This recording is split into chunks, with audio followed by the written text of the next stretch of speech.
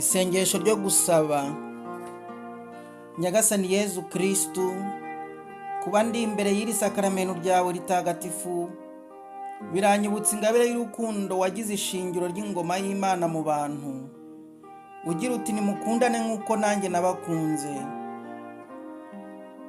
None ndagusaba ngo kiliziya yawe itunzwe n'iyi Ukaristiya ntagatifu uye kuba ikimenyetso nyacyo cy'urukundo muri iyi si icumbi nabi. Ababatijwe mu izina ryawe kandi batunzwe n'iyi Ukaristiya ntagatifu baye kudatambamira urukundo rwawe mu bantu. Imibereho yacu n'imyifatire yacu imbere y'abandi bibe intangarugero y'urukundo rwawe. Twizihize igihe cyose dutura igitambo cy'Ukaristiya ntagatifu. Papa wacu n'abepiskopi bacu barinde bagira ubutwari n'umurava mu mirimo ya gitumwa wabashinze.